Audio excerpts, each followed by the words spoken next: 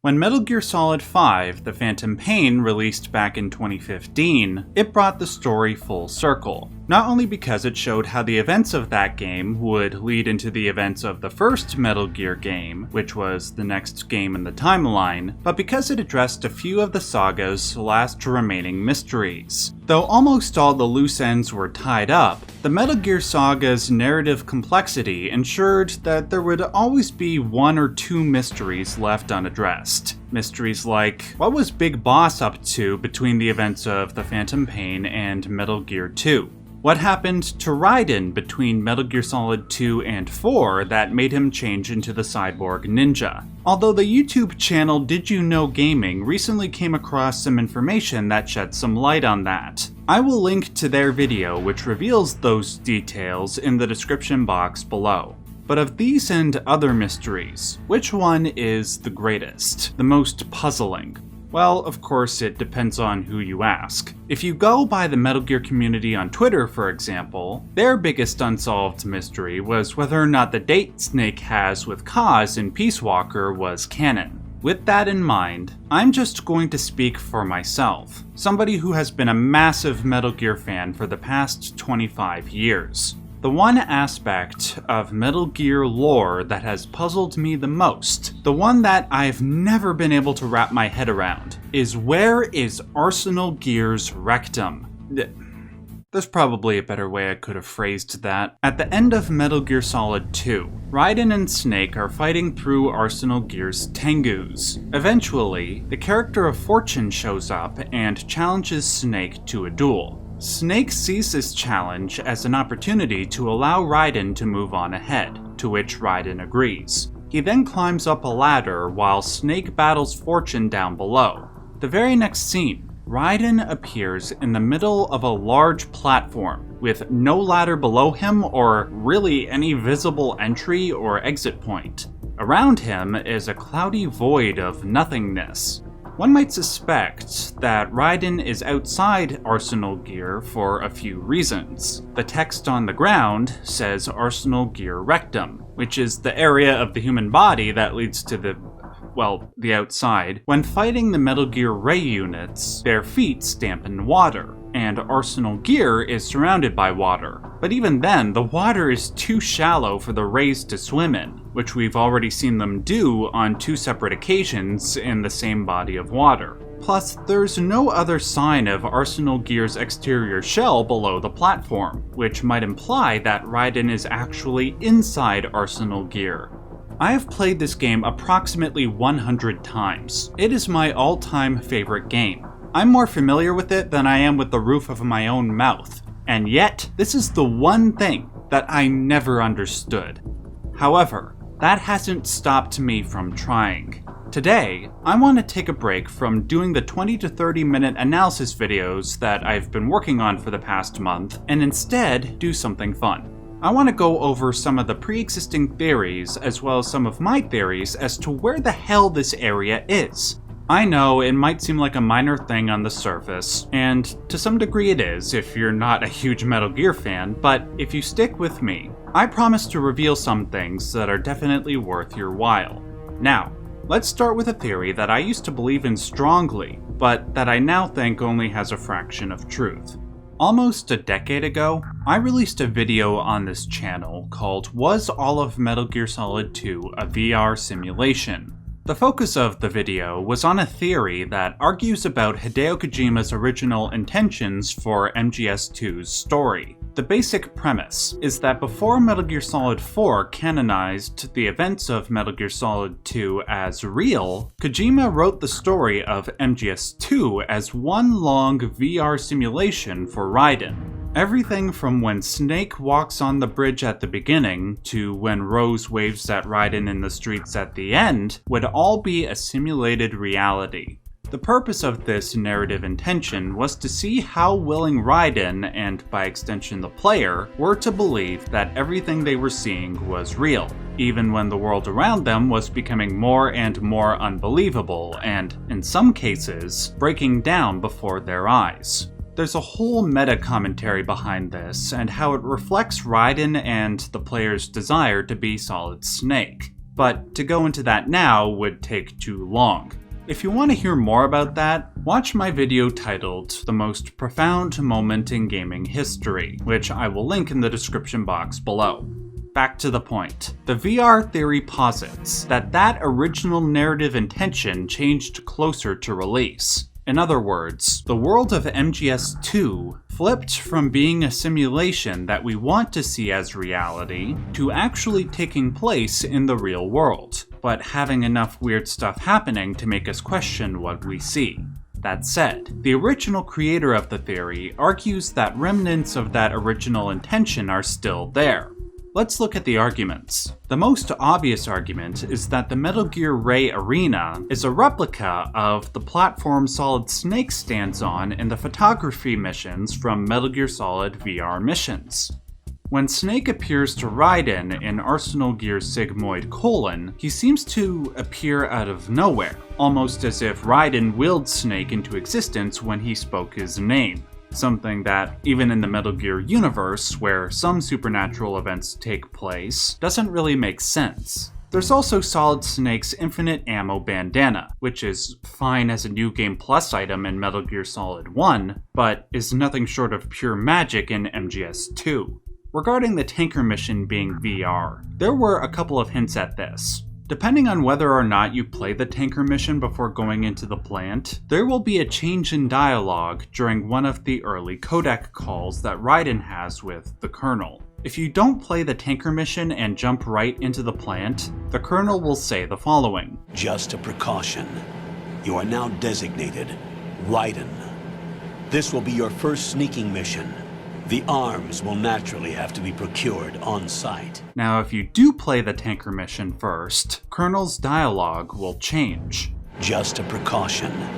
You are now designated Raiden. All right, Raiden. You've already covered infiltration and VR training. I've completed 300 missions in VR. I feel like some kind of legendary mercenary. This implies that the tanker mission we see in the game is a VR simulation, where Snake is actually Raiden controlling an avatar that looks like Snake. This notion is further supported by this dialogue later in the game. I've gone through VR training of the tanker mission before. Yeah? Well, I doubt it accurately simulates the events of that mission. During this particular exchange between Snake and Raiden, there are scenes from the tanker mission that the player never experiences, like Snake wielding a FAMAS machine gun, or running away from water while the tanker is sinking. Though there are other arguments in favor of the VR theory, these are the ones I felt were most compelling. I embraced this theory for many years because I felt it was the only way I could understand where the Metal Gear Ray boss arena was. But as the years went by and people left critical comments on my original video, I started to doubt Kojima's purported original intention. First of all, even if Metal Gear Solid 4 didn't exist, there are certain things that happen in MGS2's story as it is that suggest it was all real anyway. Shout out to a commenter named DL Flux for the following arguments. The whole premise of the S3 plan, of getting Raiden to go on the mission and seeing how willing he was to blind himself to reality, was to do a final test in reality. That way, the Patriots could see if the S3 plan was ready for real-world implementation, which in turn would lead to the completion of GW, which would enable a global control of information, which leads into the events of Metal Gear Solid 4. Also, if all of MGS2 was a simulation, why would Emma have a disk that supposedly contained information on the Patriots? Though MGS4 proves the information on that disk was bogus, why would the Patriots need to insert that plot point into the simulation, and then have Snake and Otacon talk about it in the end credits? Seems like a pretty pointless detail to include if Snake and Otacon weren't real. Though I do think it is still reasonable to suggest that the tanker mission was VR, the evidence suggests that the plant mission was intended to be real. Even the stuff I mentioned before about Snake can be explained away. Raiden being unable to see Snake could be him using stealth camo, as a piece of cut dialogue suggests. Snake, where are you? Oh, that's right. You can't see me because of my stealth camouflage. Stealth camouflage? Otacon brought it for me. As for the infinite bandana, Well, it's still a bit too much of a fourth wall break for me, but I can understand why some people will just say that this is perfectly in line with stuff like Psycho Mantis's psychic abilities, Fortune deflecting missiles with her hands, or a flaming whale flying through the sky. So as it stands, I do not buy the VR theory, at least as it applies to the plant mission. But still, the question remains. Where the hell is the rectum? That's gonna get clipped out, isn't it? Up until this past year, I still didn't have a good answer to this question. But a few weeks ago, I was reminiscing on something that happened in 2023 that made me realize the solution might actually be simpler than I thought. Back in July, I went to a convention in California called MGSCon. It was the first annual event where Metal Gear fans and people who worked on the franchise could convene. I went there not only to meet the voice actors, musicians, and fellow fans, but also to meet fellow content creators. I met the likes of Young Yeah, DRK of Outer Heaven, and even did a panel with them. But most relevantly to this conversation, I got to meet the man who I owe a lot of my present career to, Logo Steve. He made the original Most Profound Moment in Gaming video, and gave me permission to do my own version of it on my channel. During the panel, I talked about how I didn't understand where the Ray Arena was, and that I wanted somebody to explain it to me. After the panel, Steve took me aside and told me what he thought was going on during that battle. To paraphrase somewhat, he said that the inclusion of a VR-looking arena inside a story that mostly takes place in the real world was Kojima drawing upon an influence that pervades a lot of Asian media, that being Buddhism. One of the key tenets of Buddhism is that the world around you is an illusion, and realizing the truth of that leads to enlightenment, to ultimate reality. If I understood Steve correctly, this means that the Ray boss arena was a really big fourth wall break by Kojima, but one that was thematically relevant. If the whole point of the game, the S3 plan, was to see how far somebody would go to ignore the truth, then having the game's creator break the fourth wall to that degree would uphold the spirit of the game. Though I think there is merit to the notion that there are Buddhist influences in MGS2, I don't think the Ray Arena is a fourth wall break, even though I think it's a damned cool idea. I brought up Steve's idea because when I reflected on what he told me on reality being an illusion, I simply thought about who was creating the illusion, and that's when the answer hit me. It was so simple. When the worm cluster was uploaded to GW, the kernel, who was really the Patriot AI, started to go nuts. Seeing that the Patriot AI communicated through Raiden's nanomachines in his brain, it makes sense that the corrupted data being sent to Raiden's nanomachines might alter his perception of reality. This notion is proven by something that Snake says to Naomi after he first catches a glimpse of Psycho Mantis in MGS1. He asks her if his nanomachines are malfunctioning, and causing him to have a hallucination. If malfunctioning nanomachines cause hallucinations, and the Patriot AI is malfunctioning, then of course Raiden's perception of reality could become unreliable. What this all points to is the Metal Gear Ray Arena being an altered version of real life. I believe Raiden is fighting the Rays on top of Arsenal Gear, but his perception of his surroundings is compromised by the AI's malfunctioning.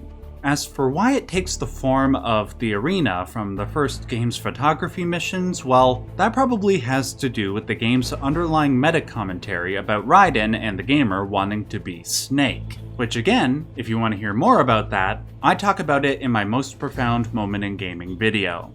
That's it for me. Thanks for indulging me as I overthink Metal Gear. I will be back to longer, more in-depth analysis next week. If you guys have any thoughts or comments, please leave them in the comment section down below.